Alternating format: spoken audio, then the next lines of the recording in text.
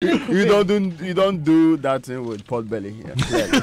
Oh, so you admit you have a pot belly for the now? younger ones. Oh my God! Let me also congratulate MTN for sweeping awards at the Ghana CSR Excellence Awards on Friday night. CSR Company of the Year. Good morning to all of you guys. Great work, great work. The Yolanda Tuba of Vodafone was CEO of the Year, CSR CEO of the Year.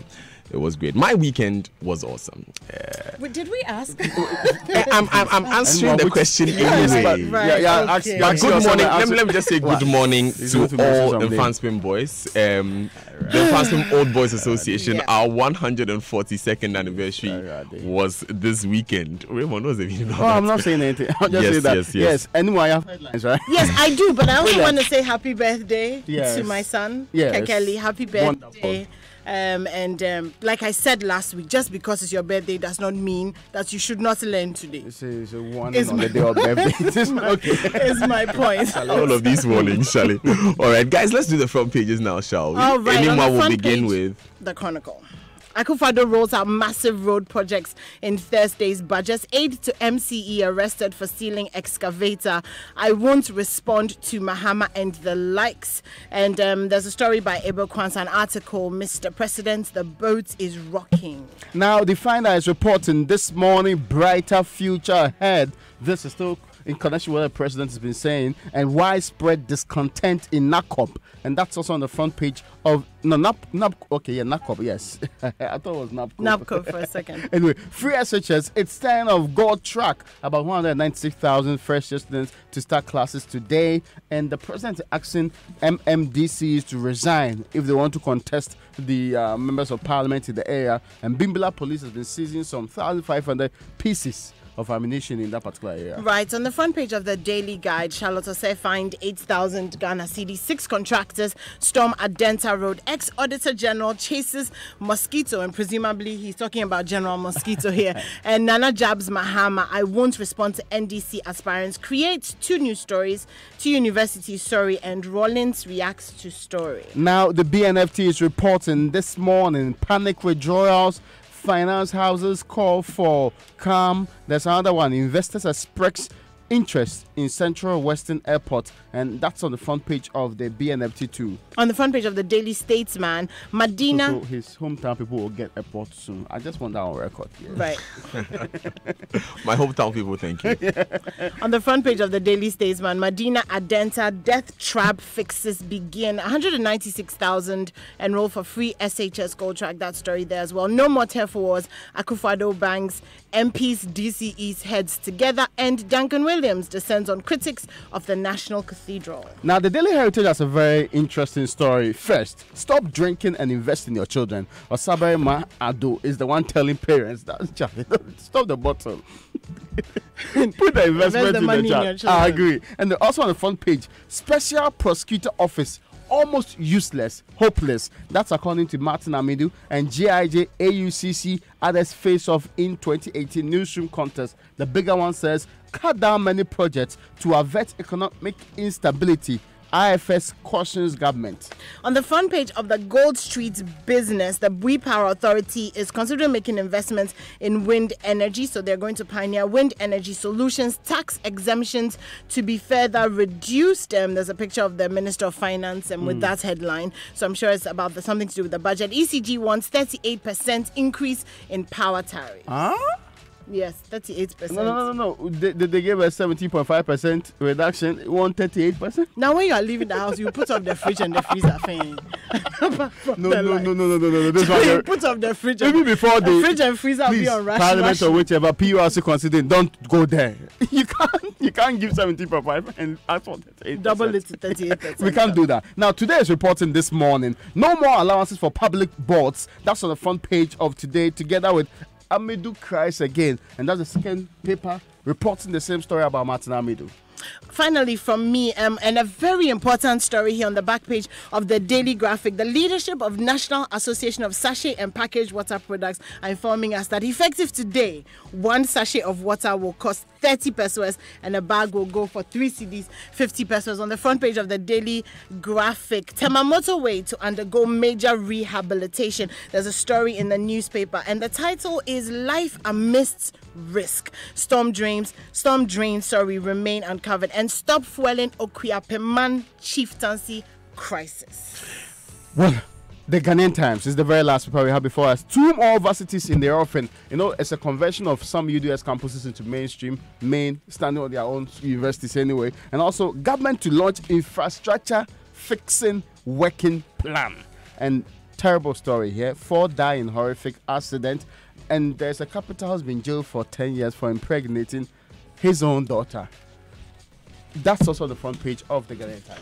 Terrible news there. Anyway, let's begin with one of the biggest stories, really. Okay, so this is actually a mix of a lot of different road projects that are going on at the moment. So the minister is back in town. He's been speaking to Parliament about the fact that this week the 6 contractors for the Adenta Madina footbridges will move to site. However, a more comprehensive program will be introduced after the presentation of the 2019 budget. So that's what the minister has been saying. He's also been talking about the bolts that are being removed from the Adome Bridge and the fact that national security needs to pay more attention to things like that. And it brings, such a contradiction, though. We're fighting for bridges, and yet there are citizens and there are people who are dismantling bridges that are actually working. And so it's a real contradiction there. He also was talking about the National Road Safety Commission intensifying its education and sensitization projects, targeting drivers and pedestrians, especially on the Madina Adenta Highway, whilst the work is being done and until the footbridge is completed. And there's also a story about the Tema Motorway rehabilitation, and it's scheduled to begin in the first quarter of 2019. So the plan is a 5-lane dual carriageway, 6 interchanges, including 3 new ones at Committee 18, Teshilink and Jowulu. However, work on the patching of the potholes on the 18-kilometer Tema Motorway is going to commence this week. The work on the Tema Motorway is going to cost 2.4 million estimate, but they're going to start by patching the road with asphalt. And it's going to bring a lot of inconveniences. Obviously, they're saying they'll start work at 10 a.m. and run throughout the day and try and do as much of it as possible on Sundays when the road is not as busy. So that's with the Tema Motorway. But included in this story is also the really scary number of uncovered storm drains and underground vaults that are causing many problems. So for example, on the 1.2 kilometer Nima Mamobi storm drain stretch, 45 people have been recorded to have fallen inside and 6 people have lost their lives. Now we know that there are a lot of storm drains. So there's Adabaka Pig Farm, Central Business District, Achimota, Tema Station, Circle, Nima, Domi, Madina, and all of these have open storm drains, and there's either metal covering them. Some are covered with car tires, stones, blocks, boards and sticks. So as much as we commend the work that is going on, we're also trying to bring attention to these as well so that they are dealt with as soon as possible. And before I forget, and I cannot forget, this morning there is that demonstration on the Madina Adenta Highway, and we'll be bringing you reports on that later. Also asking those critical questions as to how much people have to speak and how much people have to act before work is done as well. We are taking your comments on that. I see a few of them coming in already. But Raymond, in the meantime, let's speak about the government's plan for infrastructure fixing. Yes, government says that perhaps the Ghanaian people are not aware or they do not know that there's a wonderful, elaborate plan for fixing all of the infrastructure challenges you talked about. Oh, well, we are not aware. Yes, you are not aware. Right. So there's a new plan in place. Listen, a new plan in place to outdoor the plan. No, don't go there. The plan is to adopt the plan to fix the many what they call roads and other infrastructure challenges we have in the country. So pretty soon, the ministry will be coming out as Ministry of Information with regular updates. They'll be telling you that on the motorway, this is what we want to do or we have done in times past, and this is what we want to do with this other one too. Now, we also promise you some road projects across the country. We'll also be telling you whether they are starting, they will start, or they have actually been starting a very long time. So this is how it's supposed to go. It's a very important project. It's in telling the people about how there are problems, and in fact, if there's a vacuum in the knowledge acquisition of the people, there's always a problem. People don't have information, they act on ignorance and all of that. So anywhere and go who don't seem to understand that. Okay. So it's important to communicate the intentions of government. Yes. And it's just the way you said the plan to outdoor plan.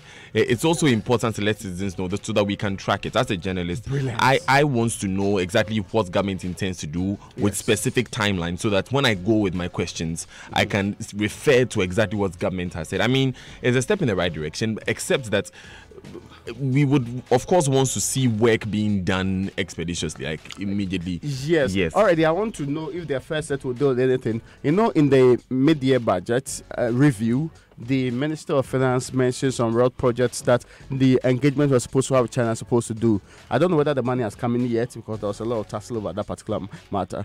And if the money has come in, which project has started already? 1D, 1F.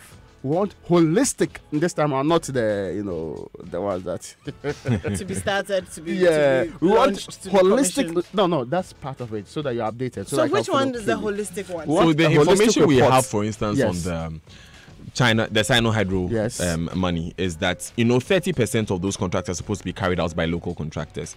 And the information we have is that government has met with local contractors to brief them about it. However, the contracts have not been awarded yet. Also, up on the one district, one factory, you understand that banks have released some monies to, as of the time we were checking, about 50 for all those companies to take the money and go and set up the factories, literally. And I did drive by. Sorry, you said that the factory will be set up. No.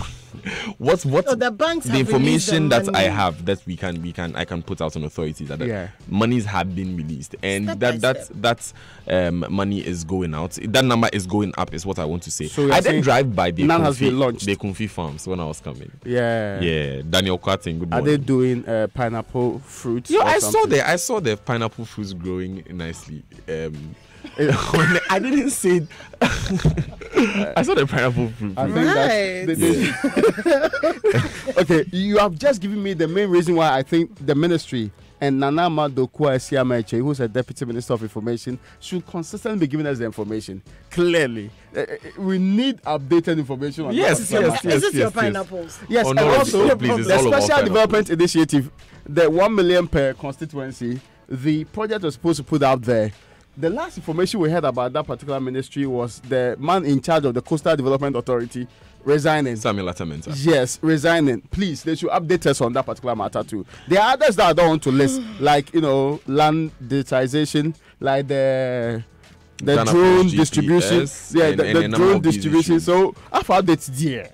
We need them a lot. And this is a very worthwhile venture anyway. Of course. I like I said, I'm very curious to hear what is going to be done. Now, anymore, let's move to free SHS. Yes, so at last, and I can hear the sigh of many, many parents. As a matter of fact, I was speaking to quite a few parents whose children have finally gone to school this past weekend. So about 196,000 SHS students have gone to school under the Gold Track system. So we know that there was about 521,000 students. There's about 67,000 that have not been placed. But at the moment, the head of communications for the Ministry of Education is saying that about 174,000 kids have enrolled in the system. So even though 196,000 have been dispatched or assigned, 174,000 have been enrolled in the system. Yes, Raymond?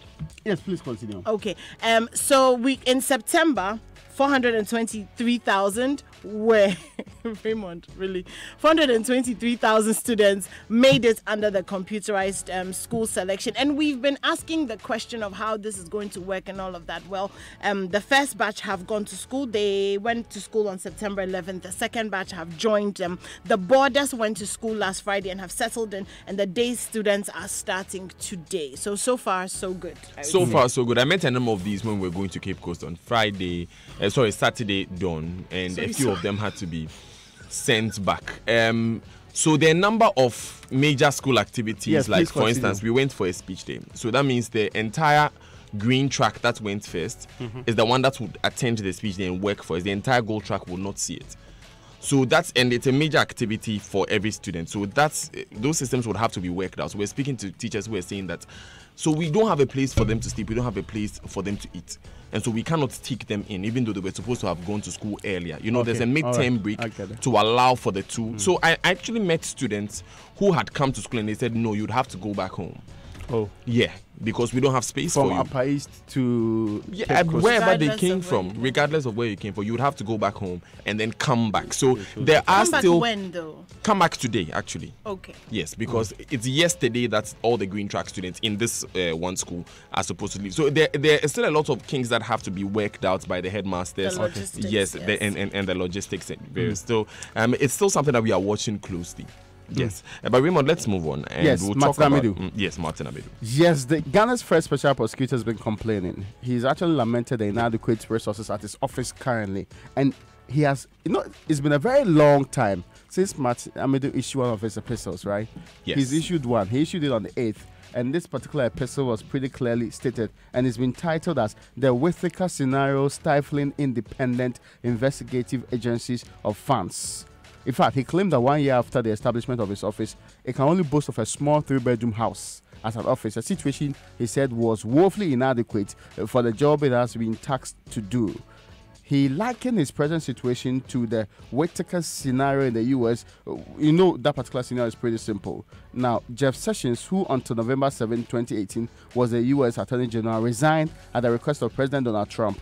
The Chief of Staff of the Justice Department, Matthew Whittaker, who Jeff Sessions appointed in September 2017, was appointed the acting Attorney General to the displeasure of the position in that particular country. Yes. Now, moving on, it is believed that this new guy coming in is likely to stifle or move away the Robert guy who's investigating Trump and the many things that people suspect he's done wrong. Robert Mueller, you mean? Yes.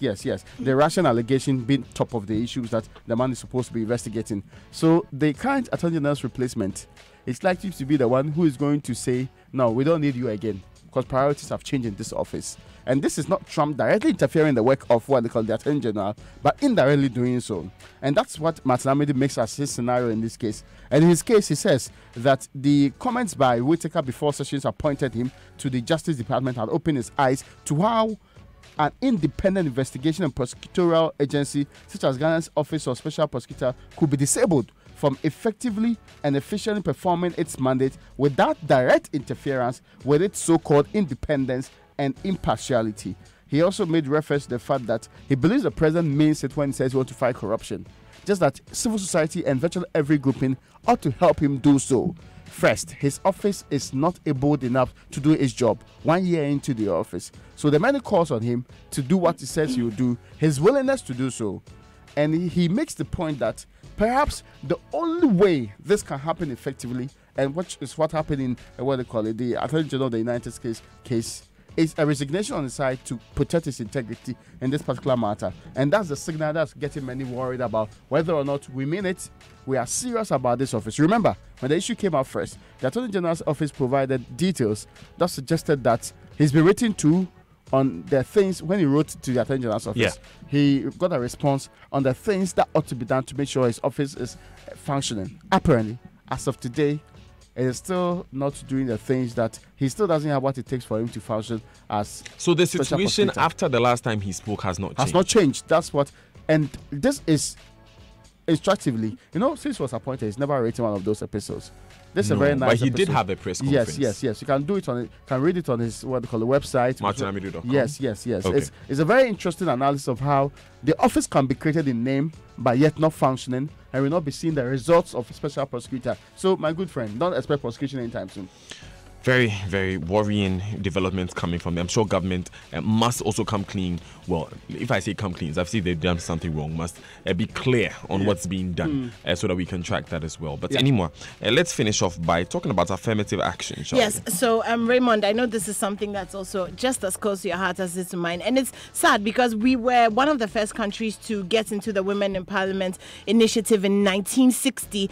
But it looks like nothing has really moved on since then. So in 1998, the process for an affirmative action law started. It still has not been passed. In 2016, for the rankings on women in national parliament, we were at 149 out of 193. In 2018, we've come down to 143. Now, Rwanda has 68% of its parliamentarians as women. Ghana has 13.8%. We're hoping to reach a gender parity of 50% by 2035. And so this is really just a call and a push for the affirmative action bill to go through. At the moment, it's just come back from the Attorney General, hasn't gone to cabinet yet. yet. And we're hoping that the president will honor his word Yeah. and have it passed But as he soon has as apologized possible. for his entire past that he wasn't able to do it in the previous Yeah, year. we've forgiven We hope- him, but yes. now... We hope that this year, Yeah, dear, yes, exactly. alongside the RTI, let them go hand Because in hand. 1998 is a long time. Let no legislator who is anti-progress stop this particular one. The RTI bill must Yes. be passed. And also, the president's campaign promise of making 30% of his appointees women, I'm sure that it is also another thing that we can be clear on. I mean, it is the president, it is government that can tell us fully these are all our appointees and this is a number and this is who they are, so that we can easily check them. But of course, Mr. President, your promise will be tracked as we were talking about. We are going online. The online news review is brought to you by Zenith Bank. In your best interest, Goyle Good Energy, and download the Safe Doctor app now from the Google Play. Safe Doctor, the future of better medical care. Now is the time to own a Zenith MasterCard. Apply now for your Zenith MasterCard debit or prepaid card and enjoy 2 great benefits. No issuance fee and a chance to receive a gift of the CD equivalent of $50 on your Zenith MasterCard. Don't be left out. Sign up for your Zenith MasterCard debit or prepaid card today. Offer is available to account and non-account holders. Terms and conditions apply. Zenith Bank. In your best interest. Now, from now until January 2019, anytime you buy Goyle fuel, 80 cedis and above, collect a scratch card, dial *161 *4645 hash and follow the steps. You'll receive an instant message for your reward. You get rewards like free fuel, airtime, lunch for 2, driver's vest, and many more. So buy more, text more to accrue more points, because additionally, there will be loyalty rewards every month. When you accrue the highest points, you receive a Goyle Go card loaded up to 1,000 Ghana cedis fuel or free fuel lubricants, plus free servicing and hotel accommodation for 2. Drive to any Goyle station, buy more, get your rewards instantly. Goyle Ifye Nifye promo runs till January 2019. Goyle Good Energy, Goyle Yenara Yedia. And Ambajo Online has the Roads and Transport Committee urging an end to the Tema motorway toll boycott. Stop paying NHIL into Consolidated Fund. Ghana Medical Association urges government. And KMA to upgrade facilities at Rattray Park.